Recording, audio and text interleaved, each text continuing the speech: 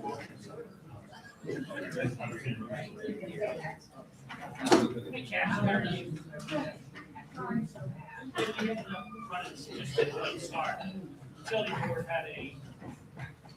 you're big mountain, I don't need.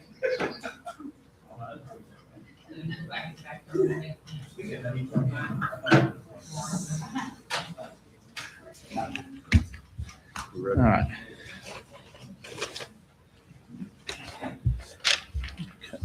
Call this January 12th, 2026 work session of the Helena City Council to order. First item on our agenda is review of all agenda items, AP bill payments. Everyone had a chance to take a look at those? Yes, sir. And we had the December 22nd, 2025 meeting minutes for review. Everybody had a chance to look at those? Yes. Any comments on those? Council President, I have a Yes. question about the bill pays. Yes. Have we ever looked at the possibility, and this would maybe direct to the mayor, about maybe, like, we go through batteries like crazy between the fire department and the police station, like getting like an interstate account instead of going to mom and pops and one-offs, and we go to people a lot. So is there any way we can possibly do, a fleet accounts? Yeah, I can check on that. I don't know if Absolutely. it'll If we save us could, money, if we could but- save some money on that, I will absolutely make a note to check on that. Thank you. Okay. Any other questions on bill payments or meeting minutes review? Other than I noticed the the Dent Moses audit being paid for. It's a progress bill. That's not the final bill. Okay, all right. They are currently continuing field work, not field work, because they're not out here right now, but they should be. I talked to Walker on Friday. There was no items of note to communicate at that time. And I think they're probably going to come out sometime next month. They may have a little bit of wrap up before they complete the audit. Okay. Moving on, update from council boards and committee business. Anyone have anything from boards or committees? I reached out to mine, the one Helena and the tag, and we're scheduling meetings, so I should have something in the future. We at least get together and kind of start making our plans for the year, because tag grant will be here before you know it, and one Helena has an event coming up, so we are working to schedule a meeting on that. So, and I'll let you know when those come up. Okay, thank you for that update. Historic Preservation has their agenda on the website, and their meeting is scheduled for the 18th, so we're looking forward to that. And we're working to try to get a beautification meeting scheduled at this time. All right, thank you. Hot board will be meeting at 7 tonight, but I can go ahead and tell you that on Wednesday morning at 9, they'll be releasing the full lineup live on the radio at 107.3 Birmingham Mountain Radio. The whole lineup will be announced to the general public at that time, and it'll be available after that. Okay. It's gonna be a good one. You should get some special recognition for utility board at 4, city council work session at 5, city council at 6, and hot board at 7. 4, 5, 6, and 7 tonight. Yes. I'm doing- Dedication. Earning that $1.25. Yeah. From library board, I think December 22nd meeting, I covered both of my committees. We had had our December library board meeting, and then planning and zoning had met the previous Thursday. We have an item from that planning and zoning meeting on our agenda tonight. And I don't have any other board or committee updates. Seeing none, we will move on to next item on our work session agenda, which is the discussion of the proposed ordinance. Discussion of teen council program, proposed ordinance and bylaws. Dennis, Yeah, Thank you. so amazingly, teen council has existed for quite some time, and we don't have a formal ordinance governing body. Historically, Chris Nelson, who had held seat 3, established it, and when Miss Alice won seat 3, she just took it over. And going forward, thought that we could expand and improve on that program and add to it. We have had 2 volunteers step in to assist, and that's current State Representative Lee Halsey and former councilperson Laura Joseph. So between those 2 ladies and Miss Alice, we're going to move forward with Teen Council being an official board, which we will draft an ordinance to form that board in its rough infancy. And one of the first tasks for the Teen Council will be for them to draft their own bylaws and come up with their own governing documents, which will be a great educational process for them. So I'm excited to have those 3 ladies at the helm, and I look forward to seeing what they do with it. Sounds like a good plan. Any comments from council on this? I have a question, and please forgive me because I have been following it.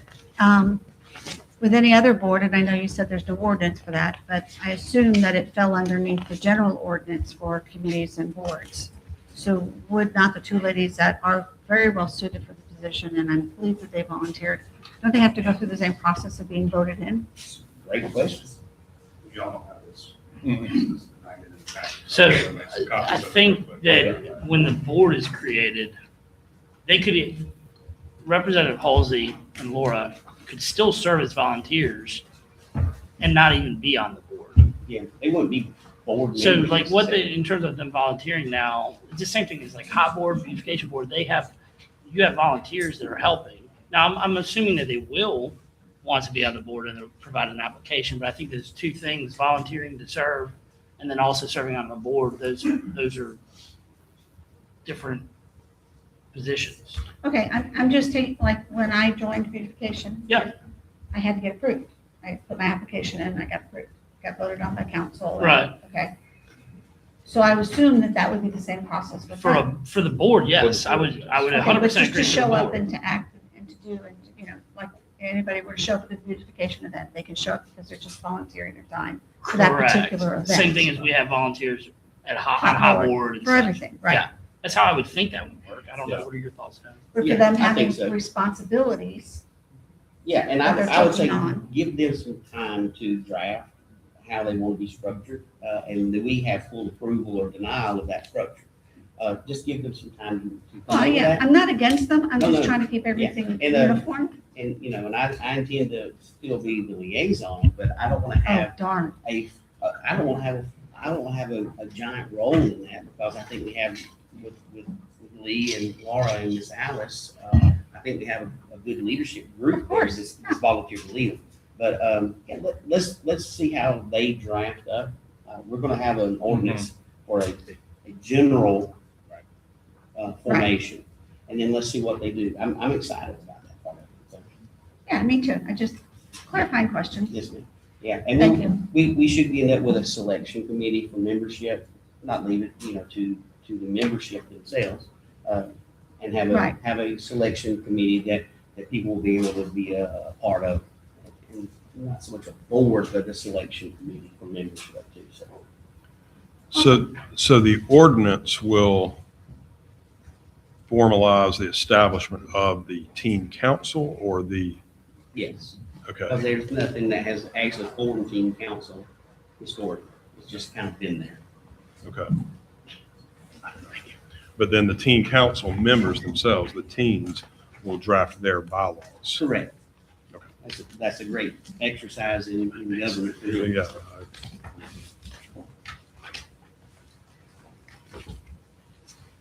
Yeah. Process all this.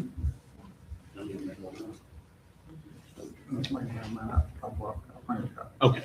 That's bad. Yep. All right. Okay. Any other questions or comments on the teen council program?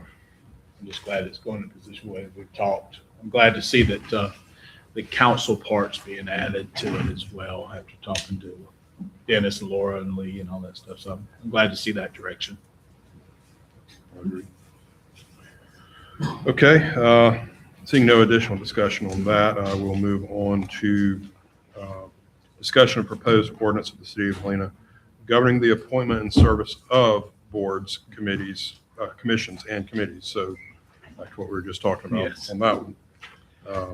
Mr. Healy? Yes, going through these, I knew that I had to kind of jump on this one because we were missing some of the boards that were in the ordinance. For One Helena, changed their names. It's no longer D&I. It's now One Helena to be a little bit more. So I wanted to really clean up start to clean up the ordinance and bring it a little bit more up to date on the process of how to become a board, how to become, part of it, what the council liaison's responsibilities were. And this is a draft, so it's not finalized. But again, y'all have had a few days to review it. So it's just something I wanted to start cleaning up, and this was the first ordinance I could get to bring us up to where everybody's on the same page when it comes to these boards outside of the council.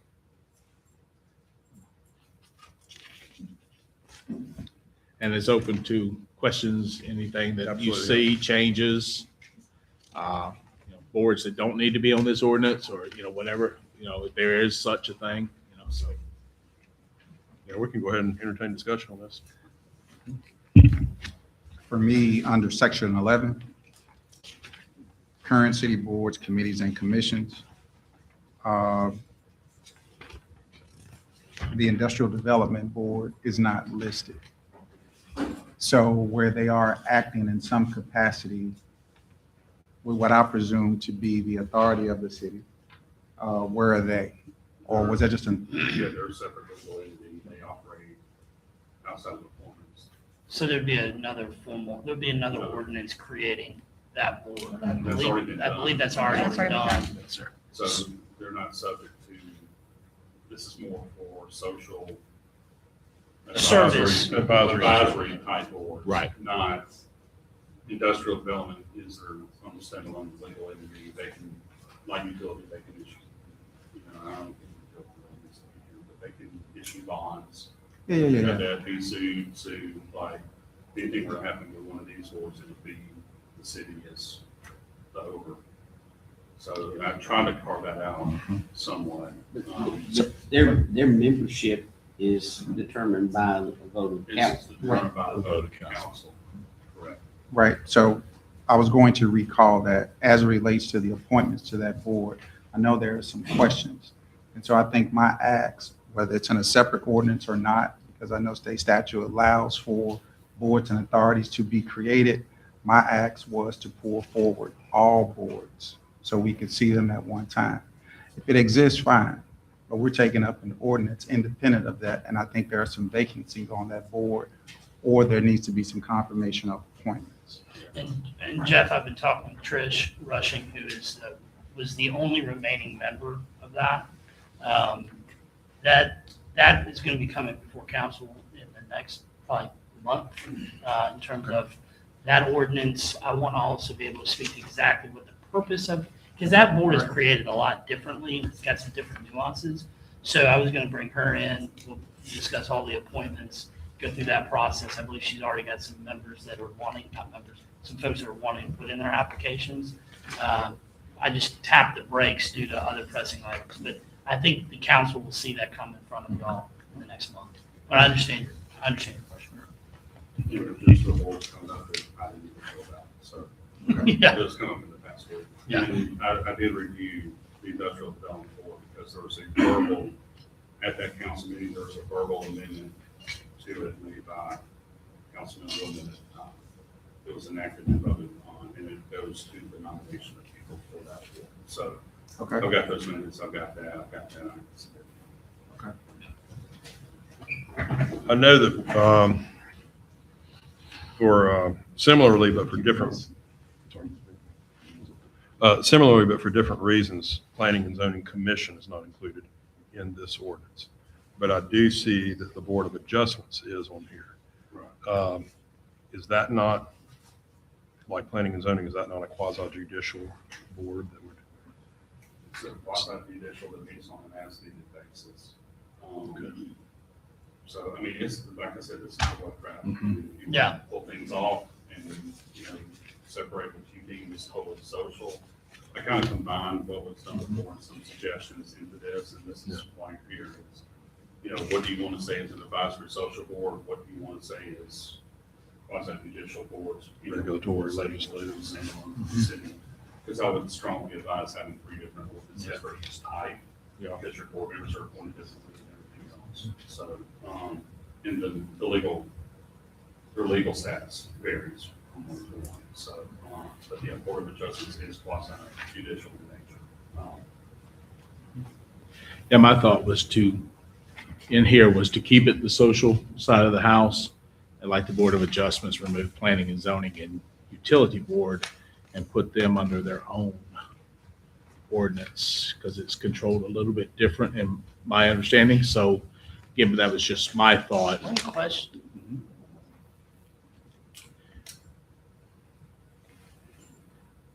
Does the city, and this is just for the utility board, that's a completely separate legal entity. Does the council have any, I guess the council doesn't appoint seats. Yeah.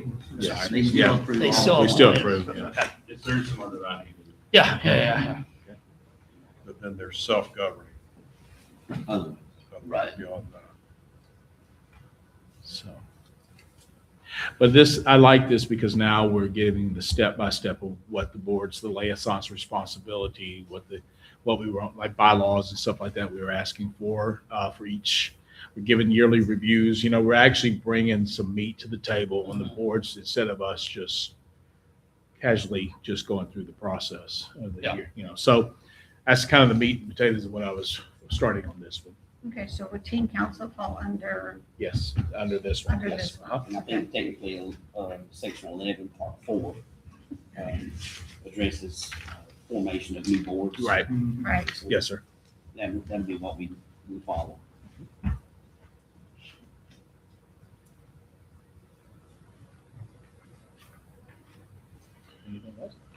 Yeah, any other questions or comments on this item? Thank you, Andy. Thanks for your work. Thanks, And I know Andy. Ray, thank you, Brian, too. Yeah. Yeah, thank Brian. He and I talked. Thanks, Beth. Andy said I want, and Brian said, okay. I'll put it together. Okay, next item on our agenda is the discussion of e-bikes on walking trails, sidewalks, and public roads, and review of ordinance 908-2022. And just to bring everybody up to speed, ordinance 908-2022 is the city's low-speed vehicle ordinance, which was implemented in December of 2022. The reason we're including that is because that does have language specific to LSVs on the Hillsborough Trail and other, or I think it's generally paved trails. That has regulations such as speed limit and passing distance. There's several regulations on there for operation of LSVs on there. And if we're going to talk about, you know, powered bikes of any sort, e-bikes, these different classes of e-bikes, and the broader picture of motorized bikes, we need to probably have some consistency there if we're going to, depending on how we're going to implement all that. So I know Chief Wood and the police department posted some information, or made a post about this last week, I believe. Do we want to, Chief Wood, would you like to come up here and address this with us? And it's, as most of y'all are aware, have seen, I don't know if you've seen them, but we do have a problem after Christmas. Yeah. Because not only us, this Mountain Brook did the same post that day in several other cities. It has become a little problem. A lot of parents buy these thinking they're just the trend. But these things, class 1 and class 2 can go up to 20 miles an hour. And a child under 16 can ride a class 1 or class 2. But also you have to take into consideration what's not covered under the e-bike thing, and electric scooters, which also can travel up to 20 miles an hour. A class 3 bicycle is a pedal assisted bike, can go up to 28 miles an hour, but you have to be 16 or above to be able to ride that. All bikes are supposed to be clearly marked by state law as what class they are. So we're getting a lot of complaints of these e-bikes on the Hillsborough Trail, one, but in neighborhoods in general. However, state law says we can restrict our trail, but the roadway is still open if it's considered bicycle. But on trails that are paved, not dirt trails, the city or municipality or county can make a regulation dealing with e-bikes. So really, we can control the Hillsborough Trail. It's about the only thing we can do. Do anything. We've been stopping them, but I'm really worried the child is going to pull out in front of the car. Oh, yeah. On these things. Or somebody can be backing out on the driveway. And they're zooming along at 20 miles an hour. You can't really hear them. Boom. And then it's going to be a disaster. Well, and just as an example, when I was going, what kind of made me call Brooke and talk to Chief, heading home from work last week on, I think, Tuesday at 6 o'clock in the dark, there was 3 children. When I say children, they were, 2 of them were 8 to 9 years old, maybe 10, and there was a third child that looked to be 6 or 7, sandwiched between them on the same e-bike, pulling out of the Waffle House Drive and ran across 4 lanes of traffic at 6 p.m. and shifted, went down towards Dollar Tree. I don't know if they were, that lived in Wyndham or whatnot. I don't know if the parents had any idea where they had gone. Maybe they just said they wanted candy from Walgreens, and they decided to go. But I had to tap my brakes so that I did not hit those kids. And on top of that, they were not wearing helmets, and they were all wearing black clothing, so they weren't visible. There was no light on the bike. Brooke and I live in the same neighborhood, and we've got a couple riders in our neighborhood that, they're blowing through every stop sign, taking turns wide because they're going 20 miles an hour. We also have teenage drivers. They like to maybe not stop at stop signs, and that's just a recipe, as Chief Wood said, for disaster. I don't think it's any of our intention in discussing this to try to remove all fun or not let kids be kids, but this is a new technology that's gotten out there and really taken prominence over the last 6 months that I just think we need to be cognizant of and address. And part of that may be through just education in the community of what we're seeing and trying to get parents to try to talk to their kids about obeying traffic laws. If they're going to be on these bikes moving 20 miles an hour, at least obey stop signs, be courteous in the neighborhood. Kids are going to be kids, and I would have been the biggest daredevil on one myself if I was 10. I'm glad that they didn't have them when I was 10. Chief, what Billy described with the kids crossing 4 lanes of traffic, is there anything illegal about that right now? Well, number one, you're required to have a light on any bicycle if you ride after dark. Okay, visible up to 500 feet front. A rear light, either a reflector that's 200 feet with a low beam light hits it, or a red light on the rear that's 500 feet. Yeah, if we saw them, we would stop. However, we're not everywhere. That's the only problem. They're supposed to wear a helmet.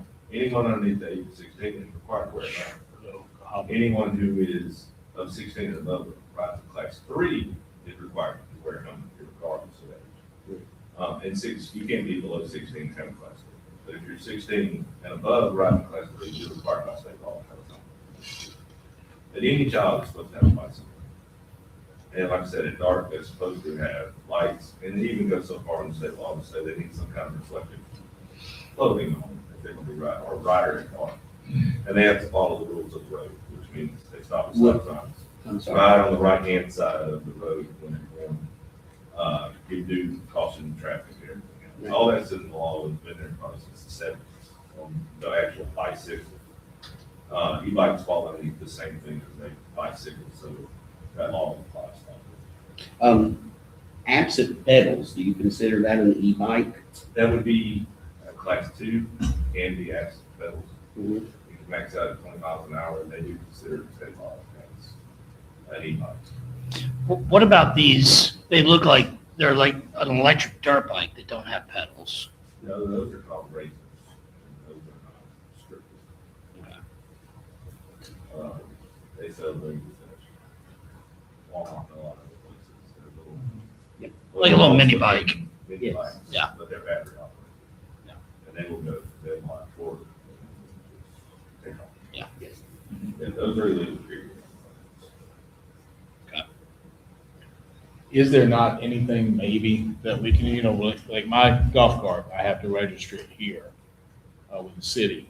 Is there anything like that in a safety class, $5 a year registration, $2 a year, whatever? In 1996 or something, the state passed the safety rules for bicycles that you're supposed to take the first stop. You're supposed to talk to the child, talk about the parent, second stop. Third stop, you're supposed to confiscate the bicycle. Right. And take it away. It's really hard to keep up with that kind of stuff. Right. I don't know. Small town maybe, but we're not a small town, so. No, because they are considered by state law to be a bicycle. They're not required to have a tag. They're not required to have a driver's license. I know it's a game of Frogger in some of the neighborhoods. Yeah, I mean, it's Going to school. We're gonna have to top kids at some point. Yeah. I mean, there's just no way. And not us, someone around here, a child is gonna be doing. Especially when they go to middle school, you just see them just cut right across, cut across all lanes. And it's everything. And like I said, we knew at Christmas, it was gonna multiply, and it did. It was, because that was the trendy gift. Everybody wanted it, and it multiplied. As a municipality, can we create a mandatory bike class, and the bicycles in this class? So that they're aware of the rules, because, I mean, I don't know if you can, that's a legal question, pardon, on something. Yeah, we got one right here. And seeing how it's covered under state law, I really don't know it's the how, same rules. how deep you can get into that. Now, there is a clause, I think, that municipalities could do safety courses. There is underneath that state law, but I don't know how far you can take that. I don't know if you can make it mandatory for everyone riding a bicycle on our streets to attend that. What if they're from Pelham and they ride their bicycle over here and they haven't taken I our understand, classes? I'm That basically gets trying to into go a real to the gray area. schools. That's impossible. Maybe do some sort of education through the schools. Now, we have that on the agenda this summer. That's what one of the SROs is going to do with the bike road at the elementary. And cover safety rules. That's really probably primarily going to be targeted at smaller children. But we like to get it instilled in them early on. Right. Yeah. And do something like that. And maybe we do one next level for the e-bikes. Same doctrine. Well, I mean, once you cover the safety, it should fall for all of them. So, We're just trying to target them. but regulating it, I don't think we can. I guess the best thing we could do is keep them off Hillsborough Trail, but that's not gonna help the That's not gonna neighborhoods, happen. and that's not gonna help. Dirt bike. It's not. I don't favor that. No, I don't either. Take that but, across, yeah. I mean, we try to get down there, but take that across to the travel part of the backside of Yeah. the trail, and they come out. It's in the Hillsborough Trail, I've gotten lots of calls on the Hillsborough Trail from people out walking that have had to jump off the trail to dodge a bike. And I think it's only a matter of time before we have a kid hit a pedestrian on the trail.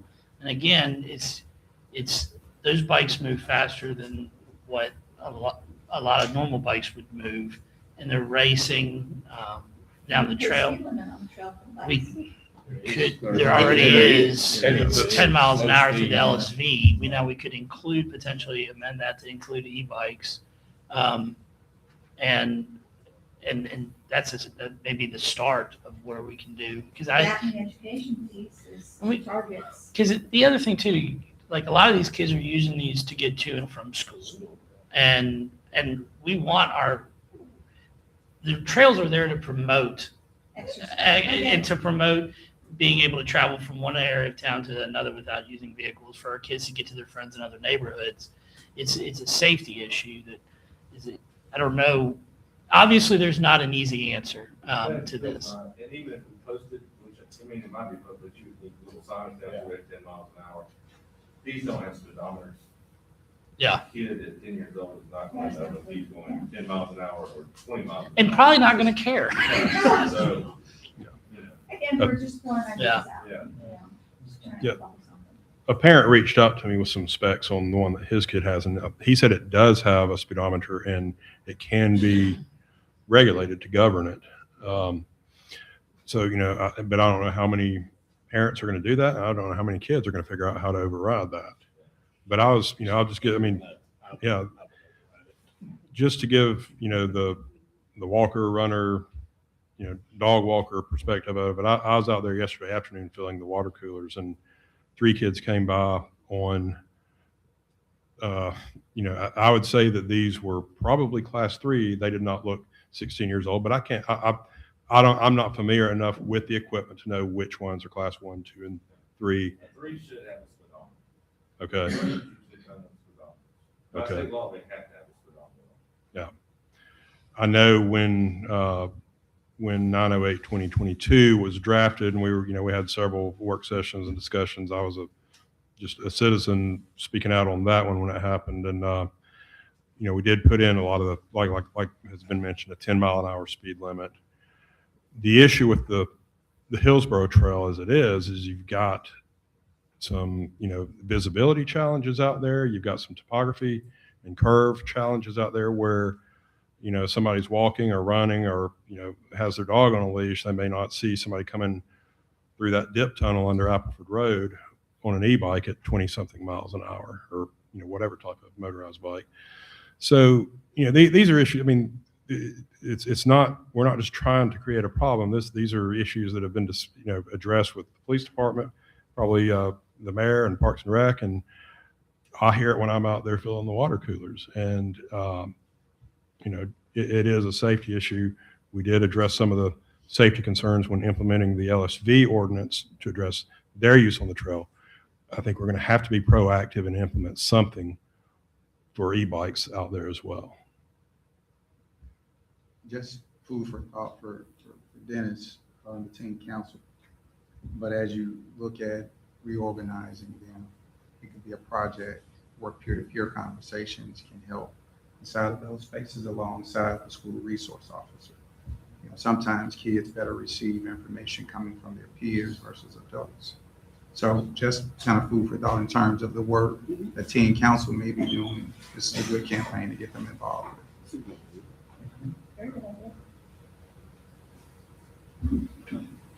Any other questions or comments on the e-bike? Thank you, Chief. Yeah, thank you, Chief.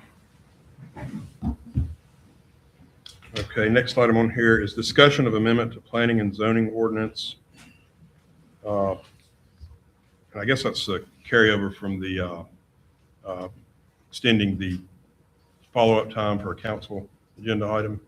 Okay, so we did discuss that. You were out for the December 22nd meeting, but we do want to, the planning and zoning ordinance as it's written is not very specific that it has to follow through at the immediate next city council meeting. But what we want to do is revise the planning and zoning ordinance so that if the third Thursday planning and zoning commission meeting is 4 days before the fourth Monday city council meeting, we would like to push that city council hearing of the planning and zoning rezoning request, whatever the agenda item is, to the second Monday of the following month city council meeting. I think you and I had discussed this a while back. It came about really after the new rules of procedure ordinance, because one of the citizens in the audience said something about that doesn't give enough turnaround time to meet the deadline, the guidelines in the rules of procedure ordinance if you've got planning and zoning to city council items that close together. Right. Any questions or comments on that process? No, sir. Anything else you want to answer? I did want to look and see about the deadline for submissions. Oh, that's right. Yeah. Possibly backing it up a week. Give me time to get legal ads. I mean, if you're going to revise an ordinance, if there's other things in that ordinance that will come to light that you want to revise, it's a good time. Sure, yeah. Any other, Two readings and all Only that run stuff. into time for getting legal ads. Deadline for what, rezone? Yeah. It's And then current- having the full 14 days to- is it currently 21 applicant? Want to make it 28? Okay. 28.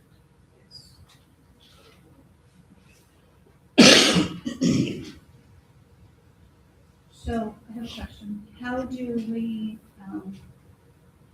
full transparency, how do we get the information out to residents and community that P and Z approved and it's going to council? Because they won't see it until it's our package when it goes out for council meetings. Because their planning and zoning minutes won't be out, because they won't be out till after the next P and Z meeting, so that's 1 month. Yeah, that's true, because we're, planning and zoning is a month apart, and city council is the second, fourth Monday, sometimes 3 weeks between. So, This is an easy solution. I don't know whether or not it's possible. It's just go ahead and put the draft minutes out immediately following the meeting, water stamp draft, share them on social. we would have noticed that it's going to be on the agenda. We just, I think that would be a good, Great fix. yeah. I mean, it's a no, very little effort. The minutes have to be typed up. Right, and as it is, what the Planning and Zoning Commission votes is A a recommendation. recommendation. Correct. It is not, it is not a statutory ordinance. But Right. yeah, I do think that'd be good if we can start going ahead and posting planning and zoning minutes as soon as they're, as soon as they're in draft form. Just I guess an awkward question. What's the difference between streaming the planning and zoning meetings and preparing and posting a draft? Well, we would probably follow the same policies we do for city council meetings. I mean, we could stream those. Yeah, but the things, you probably want to package the documents and stuff like that too, right? Yeah, having a meeting without any documentation behind it is, I mean, that would be done, Hard but to I find. think just off the top of my head, that'd be the only difference. Because if you're streaming, you can't, because I watched it on for a second, it was boring. We had Christmas music. But like, Yeah, but I like think a fire, y'all Brian. talk about like, Tap posting answers. the documents to YouTube as you're discussing the documents, stuff like that, and stuff going forward at the new city hall. But I think if you do put out a draft, you put out the fact that people have time to look at plans or look at stuff like that, that you wouldn't catch in a lot of times just being verbally discussed. But I agree, I think you can stream those meetings as well if they're held in council chambers or whatever. And as you go back and look at your P and Z orders, you can actually, put stuff like that in like you have for the rules of procedure accounts. But the packet, isn't it posted at the time the meeting is posted? It is. Yes.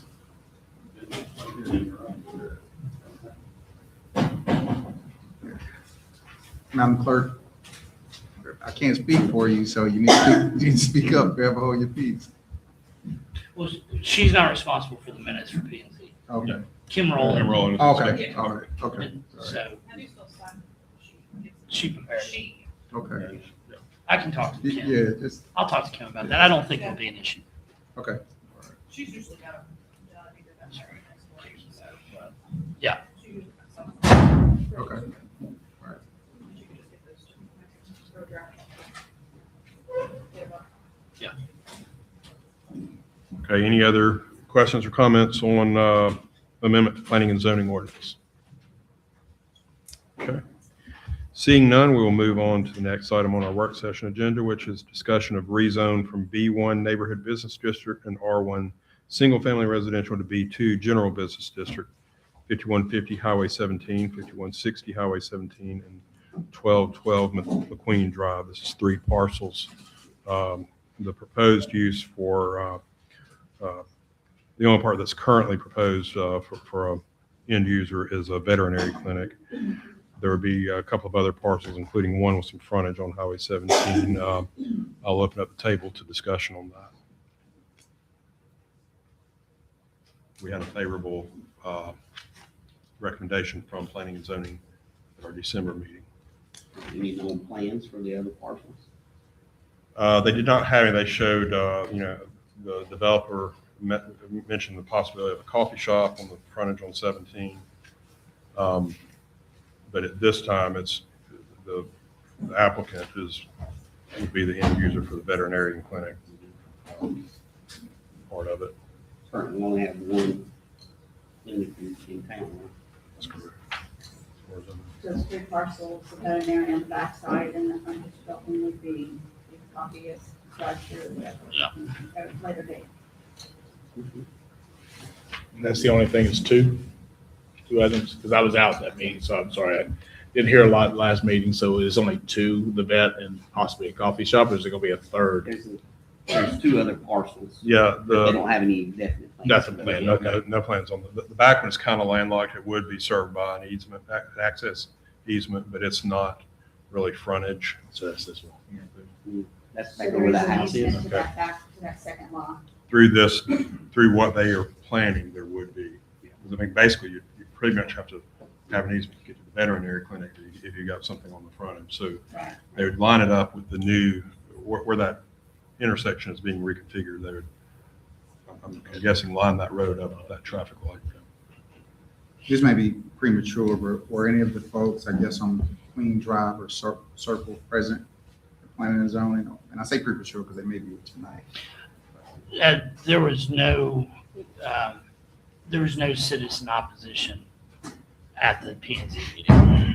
There was no citizens at all. No, there was nobody attend. Well, the Councilman applicant, Hammond and her husband, and then Dan Rasmussen. yeah, Dan Rasmussen was also here, but no, nobody spoke in opposition of it. Not so much in opposition, but just the awareness from the folks who live on. No, I do know that the letters went out because there was one resident that came by here that didn't speak in opposition to the plan. The letter reminded him about something else he wanted to come talk to us about, and he showed up middle of the day, but did not speak to the veterinary clinic at all. He had another issue that he wanted to talk about, unrelated. So I know letters were received. I've spoken to other residents in Fieldstone, and there, I think it's McQueen Circle, dead ends, right. Fieldstone Circle. Fieldstone Circle. Queen Drive. Yeah, Fieldstone Circle dead ends right behind this proposed. And I've talked to residents on that street that are aware of the project also. Would they be accessing the private drive at all? That's off in Queen? Would that cul-de-sac, that dead end? No. I'm sorry, what? Private drive on The new development. That's the When you say driveway, they would be out, who, the applicant. So Yeah. oh, the applicant. the, it would be coming in from over here, I believe, the driveway to the house that was on, the house that was on. I believe the developer, didn't he say that that would not be obstructed? I don't think that would be, they would not use that. Their traffic would all come. Come in Yeah, off of- correct, come off 17, correct. Is the developer scheduled to be here tonight? We all heard from the commercial agent handling the transaction. I believe Trish sent all of us an email this morning. I cannot remember whether or not she said the applicant would be here. I think she said that he would likely be here. I saw somebody with the nice. I don't see him in here yet, so maybe he'll be here for the meeting. I don't see, yeah, there was somebody here earlier, but I'm not sure. And I don't know the answer to this question, so I'm gonna ask those that are smarter than I am. I don't know about that. Traffic with the construction on 17, we know Aldot's got some plans in the future. Is there any way, instead of having two separate constructions going on at different times and inconveniencing our citizens two different times, is there any way we can work with Aldot to get those two projects merged together? What's the other project? You're talking about the turn lane's being under construction now on Right. 17. What's And the other then project? Isn't there a widening of 17 to a right-hand turn lane to 58? That's the project. That's going on. Construction now. That's what's going on right now. Okay, and then the turn lane for that access into this parcel will be at a later That- time. Yeah, because That's the already one, there. the 17 is already almost complete. Yeah, the One of ground the is projects that already you're talking about is already substantially complete. The right-hand turn lane onto 58 off 17 Right. is projected to be completed middle to end of next month of February. So there's no way to coordinate. One of them's almost already done. It would be great. It would have been great, Yeah. but yeah, That's, I'm just trying Yeah. to think of the residents, how do we, Yeah. you know, Yeah. traffic is bad enough, we Yeah. need to add I agree. I agree. The left turn lane into this site, I mean, northbound 17 is actually already there. Yes, got a hash It's mark passed there. out, Yep. so we just simply round down Blue Stripe. Yeah. Do a full left turn lane. Thanks, Glenn. Something that I noticed, I don't know if this was the work of planning and zoning or the intelligence of the developer, but the city revenue for the past 12 years or so was included in the packet. You know, for the last 5 years, the amount of city taxes that we've collected is less than $1,500. So probably about 3 months ago, you know, I did ask the planning and zoning committee as a citizen to help us understand what the economic impact is of a proposed rezoning or development project. This one didn't go as far, but at a minimum, we know that right now, we're collecting annually less than $400 from these parcels in terms of city revenue. So it has the potential to bring in more revenue than what we currently. So I just want to say I appreciate that. I did take note of that.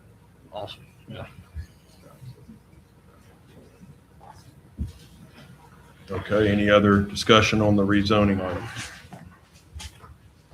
item?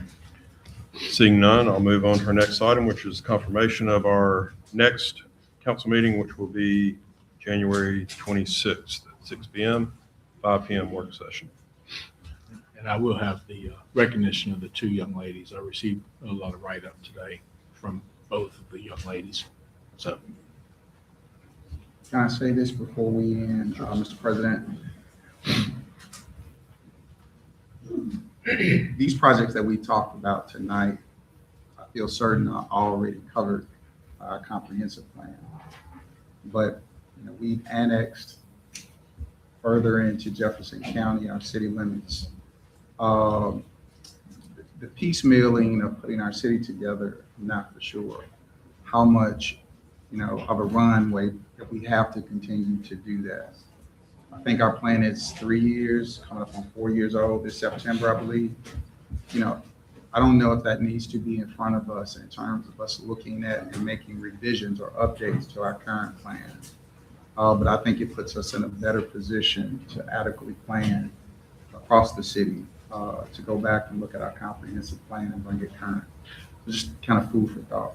Well, one thing that I've spoken with council president as well as members of the P&Z board that I would like to see done and that I hope to be able to get moving in the next 6 months is that just that. I'd like to see our comprehensive plan and then layer on top of the comprehensive plan, what is the current zoning? Does that zoning align with what we've said we want there? And if it does not align, then being proactive and going and speaking with the property owners and asking them if they would consider rezoning and go ahead and get that taken care of. If we're able to be proactive in that approach, then we can also be intentional and proactive in going out and attracting the businesses that both complement our existing businesses and that the community wants. So that's probably 6 months down the road, but I'm going to speak with, I'd like to have basically a committee within P&Z that takes that project on. They can work on that and come back to both P&Z and the council with what they find. And then through that process, we may realize that a comprehensive plan at 4 years old, we may need to do some revisions to that based on the annexation. And we can look at that through that process. Appreciate it. Any other questions or comments? Seeing none, this meeting is adjourned. We'll have our city council meeting in just a few minutes. a few seconds, yeah.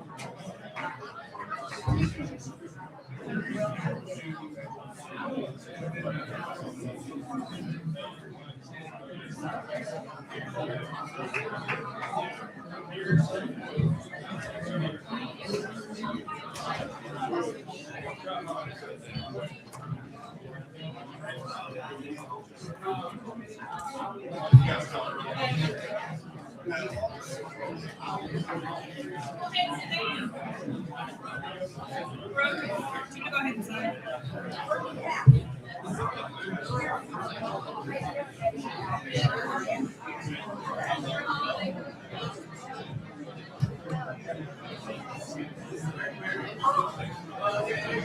This is just the proclamation for the human trafficking. I can get you some.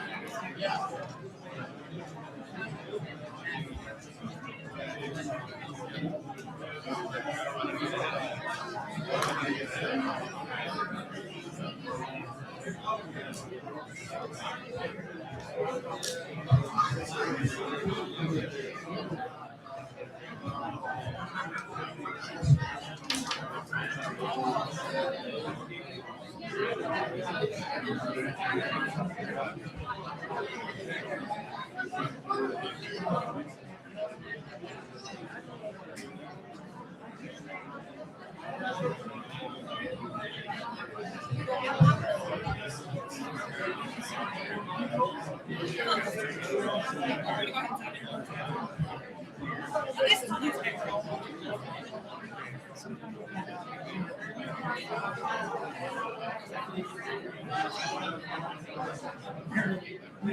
Yeah.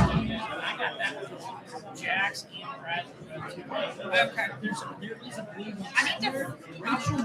I think it was an Amazon box, so I should be able to go back in our Amazon history. It's a bad situation. I can get that one.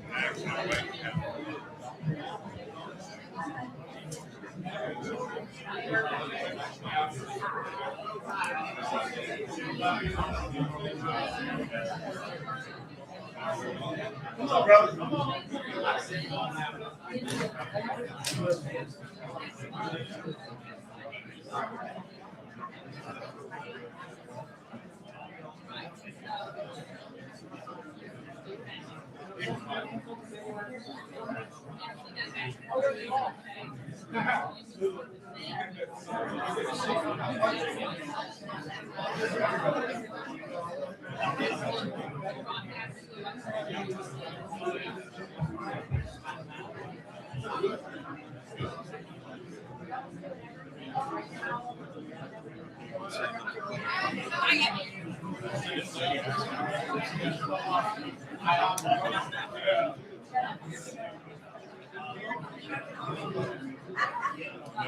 Remove anchor guns.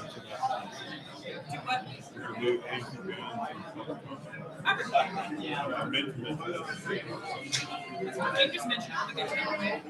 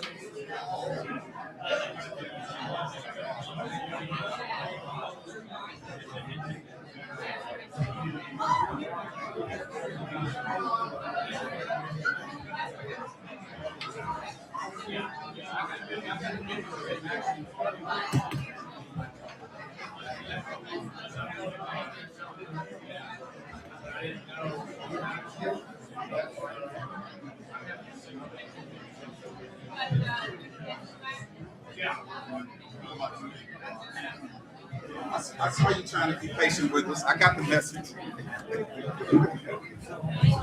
That's right. I caught it. I caught it. Well, we're a bit delayed by another board. We're late. Go ahead. Start late, you just can't start early. I saw your nervous energy Which one, him? from Brooke. Oh. He was like, I need to get in place. I call this January 12th, 2026 meeting of the Helena City Council to order. Start with our invocation, which will be delivered by Councilman Andy Healy. Bow your heads. Let us take a moment to pause and reflect. We give thanks to the opportunity to gather today in service of our community. We are grateful for this city, for the people who live and work here, and for the responsibility entrusted to those who lead. May wisdom guide our decisions, integrity shape our decisions, and respect govern our interactions. Help us listen with open minds, speak with clarity and purpose, and act with fairness and compassion to all. Amen. Amen. Thank you, Councilman. Next will be the Pledge of Allegiance, and I'll ask Piper Ford from Teen Council. Attention, salute, pledge. I pledge allegiance to the flag of the United States of America and to the republic for which it stands, one nation, under God, indivisible, with liberty and justice for all. Play ball. Thank you. That was Piper Voss from Teen Council. Second time in a row. Next item on our agenda is council roll call. McDaniels, Present. Dodson, Present. Wilson. Here. Healy, Here. Hammond. Here. All right. Next item is presentation of minutes from our December 22nd, 2025 meeting. I will abstain. We've reviewed those, and any additional questions or comments on those? Discussed a couple in work session. I'll entertain a motion to approve the December 22nd minutes. So moved. Do I have a second? Second. All in favor? Aye. Aye. All opposed? Minutes are approved. Next item is our revenue report and AP bill payment. We touched on that in the work session as well. Do we have any additional questions or comments on revenue report and AP bill payment? No, sir. Seeing none, I'll entertain a motion to approve our our revenue report and AP bill payment. So moved. Do I have a second? I'll second it. we'll take a voice, a vote. All in favor? Aye. All opposed? Revenue report and bill payment are passed, approved. Next up from Mayor Billy Rosner is our municipal operations report.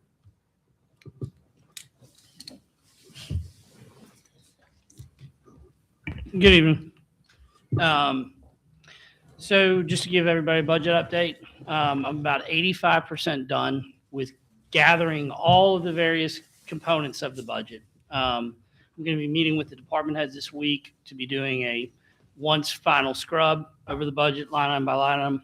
I'll email council an update end of this week, first part of next week, letting you know kind of where we're at and what the next steps will be. Through that process, everybody's heard about the train detection system that was on the books. I think I reported a couple weeks ago that we had purchased the equipment for that to the tune of about $85,000 to move forward. Through this budget process, I came to be aware that the implementation cost for that project was in excess of $300,000. I've asked for that project to be paused temporarily, definitely, maybe not, hopefully not indefinitely. We've already made a considerable investment into that project, but we have gone ahead and put that on pause until we are sure that we're financially stable and ready to take on that additional capital expense. The turn lane that is going in on 17, turning right onto 58 is still slated to be done mid to end of next month. I've got no further update on that. Good news, the parking lot that we've been talking about that Hot Board brought to our attention back last year, we've got the permissive use agreement passed. We're working with the county. We hope to have that done by end of April or middle of April, hopefully before the first Old Town Live show, April 25th. Spring sports registration is going on right now. I talked to Bill Miller this morning. We've already had over 300 kids sign up. We still have a long ways to go. That registration ends on January 25th. So I'd encourage the citizens to get out and get their kids registered for the spring sports. The library has got another Wise Money free class that will be taking place this Thursday at 5:30. In addition to that, and I may have to get Dan to speak to this because I'm not sure what it is, but on the 21st at 10:30, we have a senior program called a snowball fight. So I'm not sure exactly what a snowball fight is going to look like, but it sounds like it's a good time regardless. Okay. And then you don't know either? It's going to be a surprise for everyone. Okay. All right. No, we don't need anybody getting hurt. And then finally, the last item today is the second grade. I don't know if y'all noticed throughout the month of December, the tree was decorated beautifully with the contest of the second grade ornament contest. We did have a winner from Miss Rubel's class, and I'd like to congratulate Callaway Phillips for having the most votes. Her ornament will be framed and hung next to the tree going forward. And then hopefully this will be a new tradition that we've started. We can do this each and every year. So any questions, comments, council? Nope. All right. Thank you all. Thank you, Mayor. Next item on our agenda is the proclamation declaring January 2026 as Human Trafficking Prevention Month. I think we have some representatives here for this proclamation.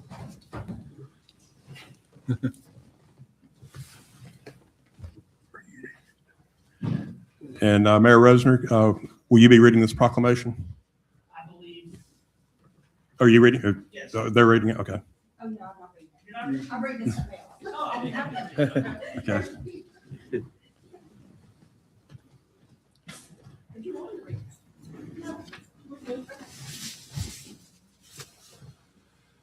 This is a proclamation, whereas human trafficking is a public health issue, a crime that harms the health and well-being of children, individuals, families, and communities, often across generations. And whereas human trafficking can happen to anyone in every community, and whereas human trafficking is connected to many other forms of violence and exploitation and often shares common risk factors such as a lack of resources and unsafe environments. And whereas strengthening communities requires collective action to prevent, recognize, and reduce the conditions that contribute to exploitation and to create environments where people are protected from human trafficking and other forms of violence. And whereas a successful response to human trafficking requires a coordinated, community-wide response that includes collaboration across sectors and with those who have experienced human trafficking to ensure that services and programs are effective and meet the needs of survivors.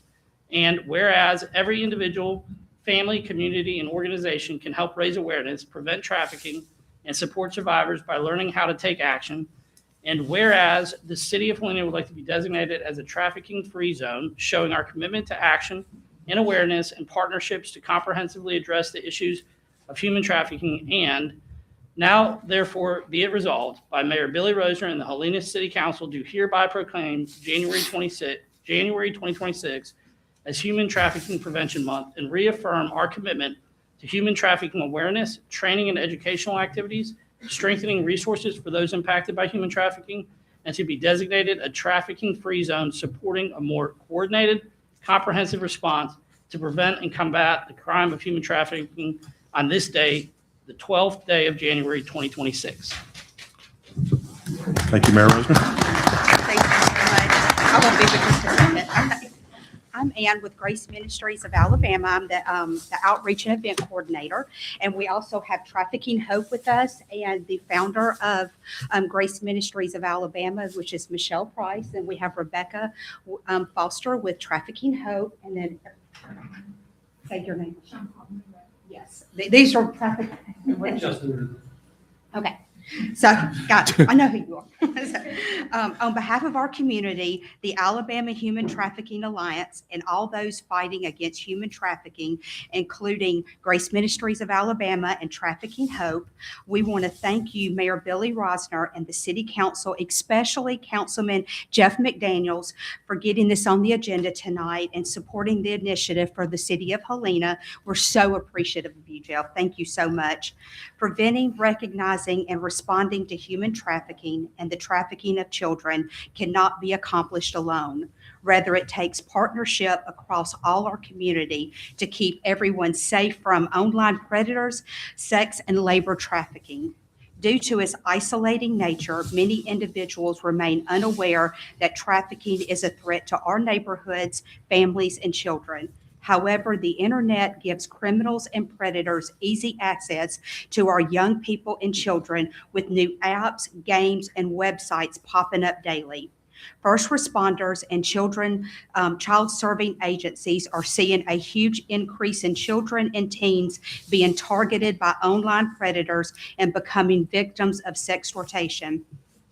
The National Human Trafficking Prevention Month provides an opportunity to increase awareness of the signs of human trafficking and to share the National Human Trafficking Hotline, which is 1-888-373-7888, where one can report a tip or ask for help.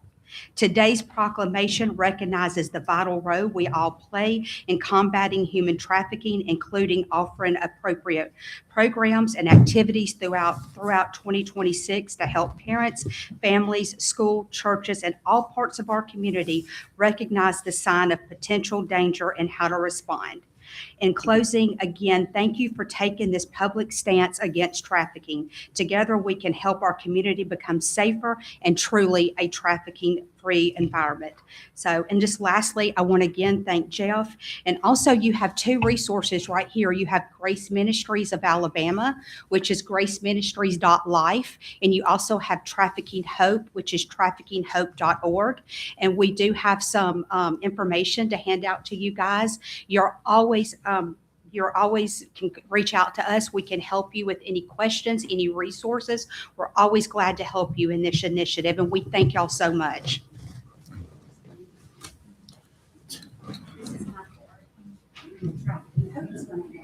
Thank you. Thank you. Thank you. Glad you came out. Thank you. You're welcome. Thank you. That was cool. Thank you. Thank you. Good job. Good job.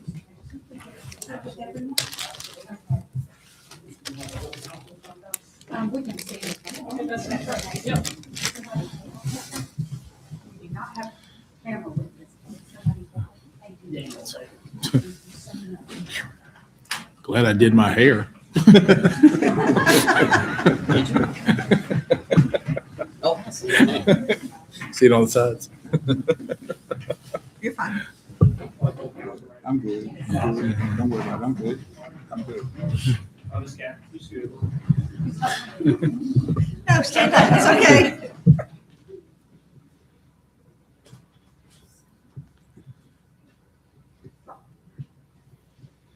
You gotta be in the paper.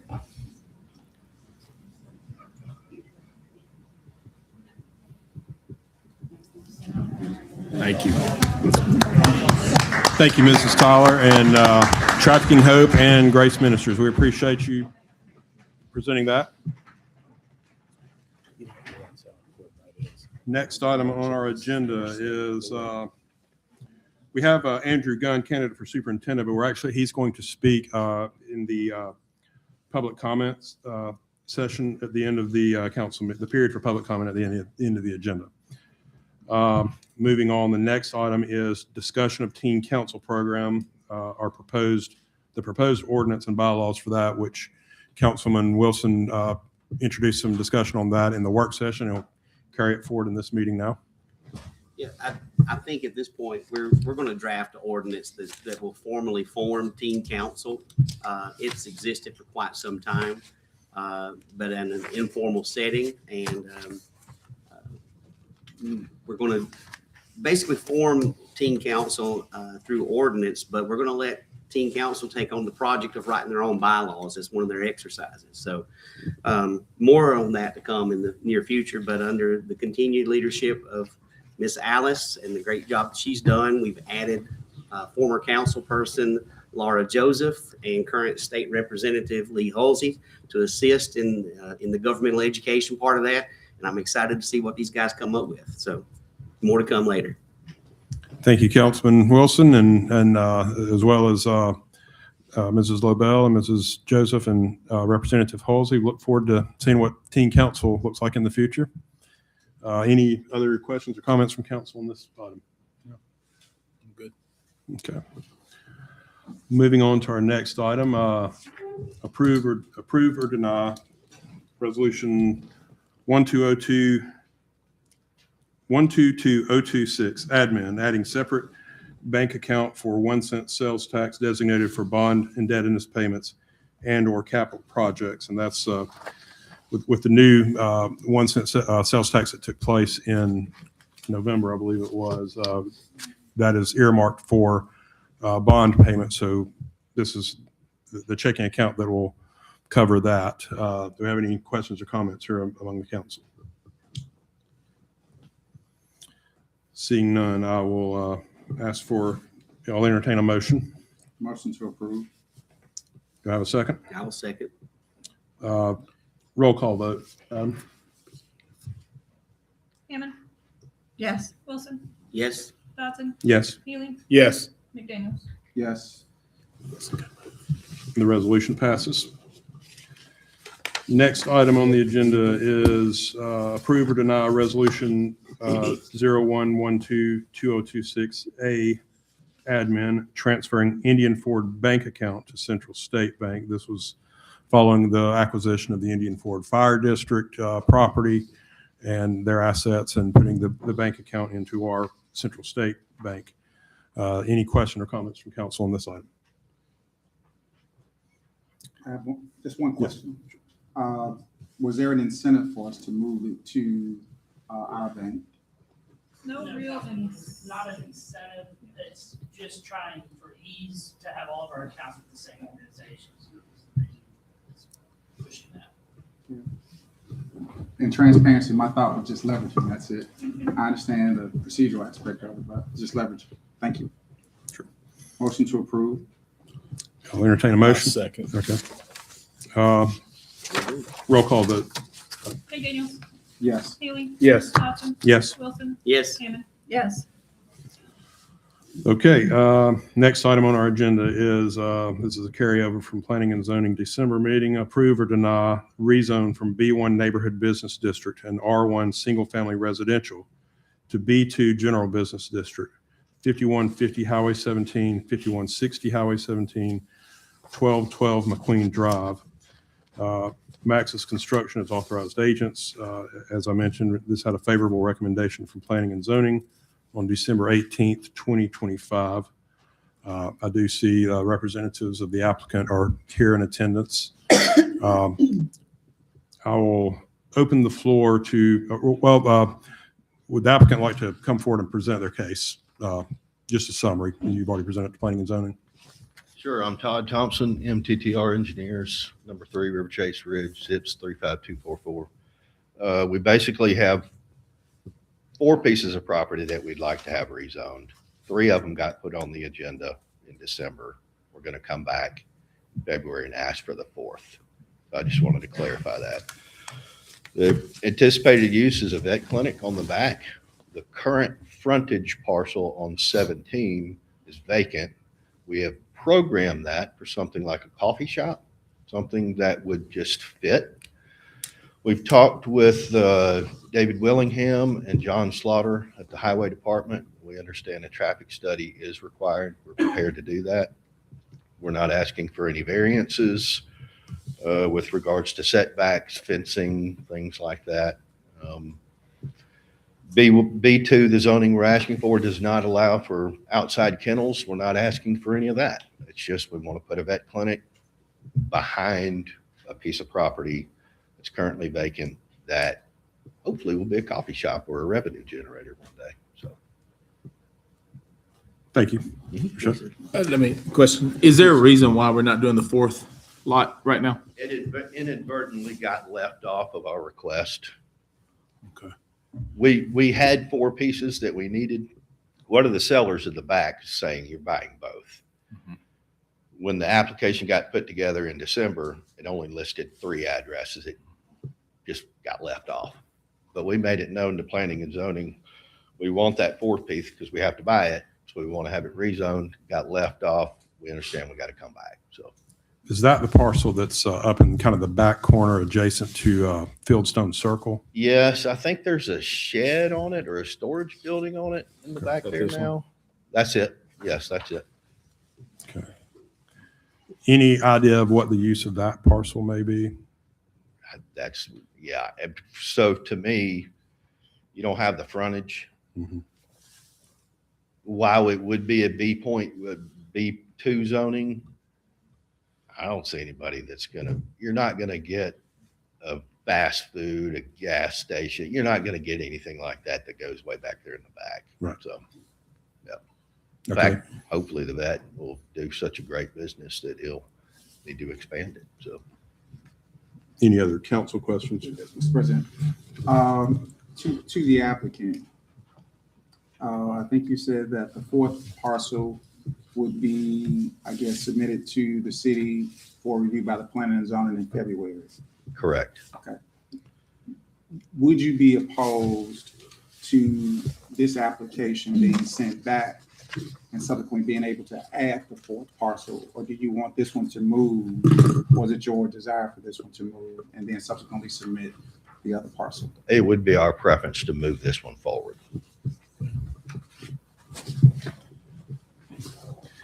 And Mr. President, one more question, just and again, I missed the 22nd meeting. I was out for medicals, and so I glad you came here tonight. On the backside of the vet, I see a trees in the picture. I mean, every vet has some sort of dog run back there or something, they're gonna have to have it. Are you gonna plan on putting a buffer or something for the houses that are literally just on the other side, or are you just gonna leave it just in case as is needed basis? Yeah, we don't want to cut mature trees down. Of I'm course, talking now about the fence, understand if it's a huge tree and I'm allowed a 20-foot green belt, Okay. if I grade close enough to that big tree, it's going to die. It's going to fall on somebody, and we don't want to do that. So we want to maintain as much as we can back there. I'm not going to say it's undisturbed, Right. but it's not our intention to go and just do a mass grade on it. Okay. Last question. Do you consider the barn dominium style conforming to the things around it. Barn dominium, the architecture? Yes, sir. Ugh. Character conforming. I'm just the civil engineer, I'm sorry. That's the style I think that he came up with. Maybe Jeremy, did you come up with that? The actual construction materials hasn't been decided on yet, but my idea is to have a wraparound porch on the building, and I want it to be more of a kind of like a country home look to it. More of a farmhouse type style. Yes. So you're not gonna be able to drive through the middle of it? Okay. All right. I hope nobody got it. Well, no, I just, on 13, there's a lot of barn dominiums being built, and that's where the vehicles are stored, is in the middle underneath the floor. So that's the reason I was asking. Any other questions or comments from council before we move to public comment? No, sir. Okay. Seeing none, do we have any members of the public who would like to speak on this item? Okay, seeing none, I will entertain a motion to approve or deny this recommendation from Planning and Zoning Commission. I make a motion, we approve this. Do we have a second? Yeah, I'll second the rezone for the B1, from B1 to R1. Okay, we have a motion and a second to approve rezoning from B1 Neighborhood Business District and R1 Single Family Residential to B2 General District, General Business District, 51, the parcels including 5150 Highway 17, 5160 Highway 17, and 1212 McQueen Drive. Madam Clerk, a roll call vote, please. McDaniel. Yes. Healy. Yes. Dodson. Yes. Wilson. Yes. Hammond. No. Motion passes. Rezoning. Next item on our agenda, that brings us to the period for public comment. As I mentioned earlier, Mr. Andrew Gunn, candidate for Shelby County Board of Education Superintendent, is the only one on our agenda tonight. So. Oh, yeah, okay. You can go ahead and speak, Mr. Gunn. Okay, excellent. Well, thank you, and thank you to this body for having me. Thank you, Mayor Rosner and the council for allowing me to come and speak to this body. I would be remiss if I didn't recognize probably some of my former students from Helena Middle School when I was the principal there several years ago. We all kind of wondered, is that Mr. Guy? Is that what y'all were thinking? Yeah, it's me. But these guys would have been in the 6th and 7th grade when I was the principal of Helena Middle School. But I'm a 22-year educator. I've started out as a social studies teacher and offensive line coach. Believe it or not, I played offensive line many years ago, many pounds ago as well. I moved into administration about 14 years ago. I started as an assistant principal at Oak Mountain High School, then found my way to Chelsea Middle School as the principal, and then came to Helena Middle School as a principal. Was there for almost 5 years before then moving on to Oak Mountain High School as the principal, where I currently serve. I do want to speak directly to this body as well. The partnership between the city of Helena and Shelby County Schools is second to none.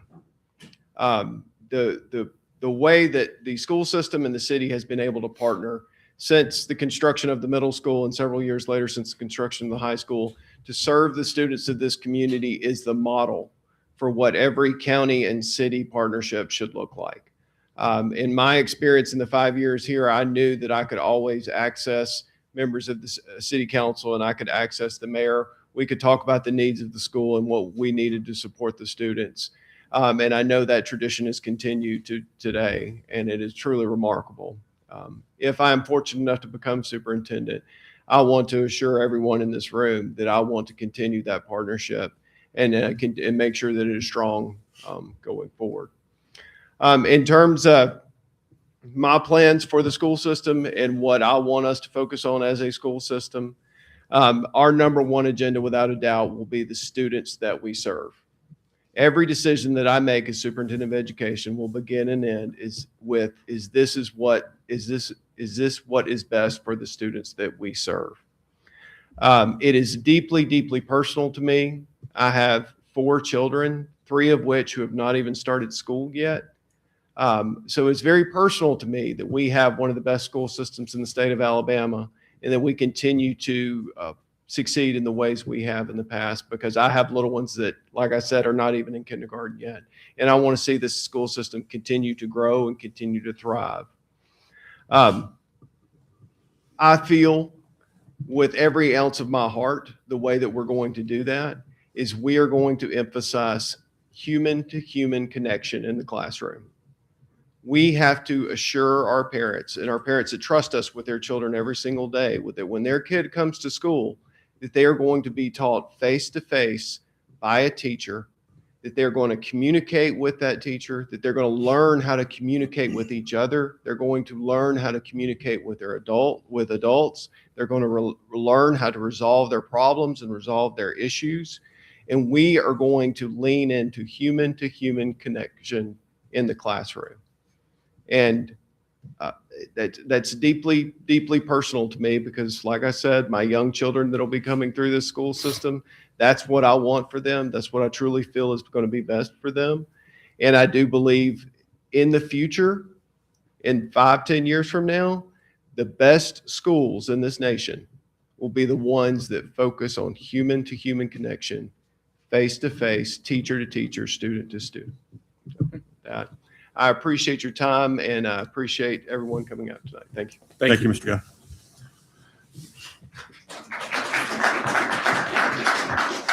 We also have another familiar name, Hal Woodman, to speak to us tonight. Thank you. I'll be brief.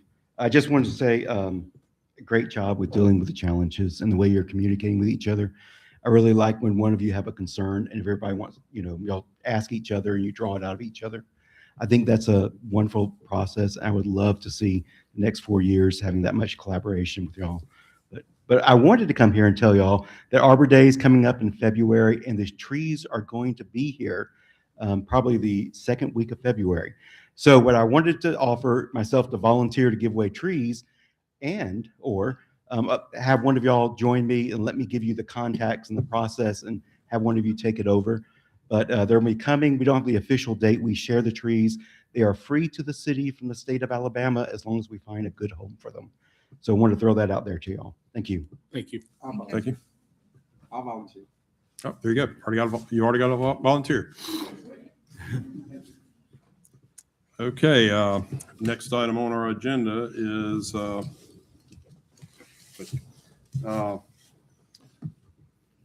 council comments. Tonight, I will start with Councilman McDaniels. Mr. President, I guess my comments are more so directed to you. I've grown up to know that a person's word is their bond. And that's important to me because it represents the integrity of the person. So to that, I want to say thank you to the audience. Good evening, good night, and thank you guys for being here. Thank you. Councilman Healy.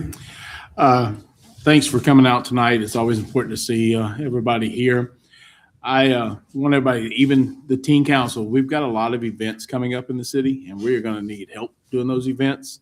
So if you see it on our pages, please, please, please step up. And you got Hot Board, you got One Helena, you got all these beautification. You got a lot of things going to happen here in the coming weeks. So we really ask y'all to help out. It'd be a lot of fun too. So other than that, I'm glad to be here in person, not like last time. And so y'all have a wonderful week. Next, Councilman Wilson. Yeah, I want to speak on 2 things that I'm involved with. First of all, I'm truly excited for Teen Council and the things that are going to happen for those guys coming up. Alice has been a blessing to that group of kids for a number of years now. And I think with Laura and Lee offering to participate, I think great things are going to happen. And I look forward to seeing what you guys come up with for bylaws and other things that you develop. The other thing I'd like to remind everybody of is Wednesday morning at 9 on Birmingham Mountain Radio, which is 107.3. the Hot Board will be announcing the lineup for the summer concert series. So I'm excited about that. A lot of good names, a lot of great acts coming. So hope everyone gets out and either participates, volunteers, or just supports it. So that's it for me. Thank you. Councilwoman Hammond? Thank you again for being here this evening. It's just the first meeting of the new year, and we're looking for great changes, great challenges. We're working very well together as a committee, as a council, excuse me. So we just thank you so much for your input. And I just love being here, serving you. Thank you. And I'll close this out. Start with wishing everyone a happy New Year. It's our first meeting of the new year. So glad to see everyone up here, and also glad to see several former council members here in different roles tonight. Look forward to what former council members Lobel and Joseph and current State Representative Halsey will do with teen council going forward. And also great to see former Councilman Woodman here, and also Shelby County Commissioner Bearden is out here in the audience as well. So great to see everyone here. I think we're ready to go forward with 2026, and can't do it without all y'all. So thanks for being here. And on that note, this meeting is adjourned.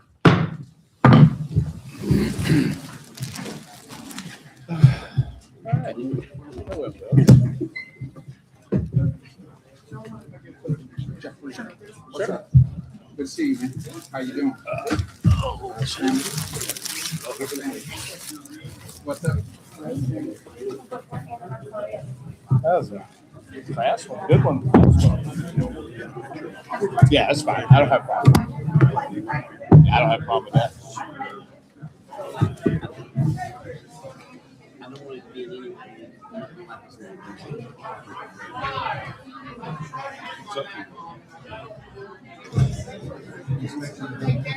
He's standing right here talking to Lee Holson. Yeah. He saw you coming.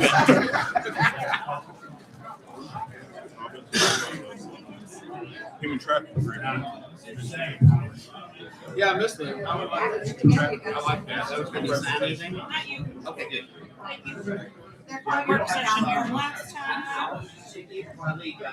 I appreciate it.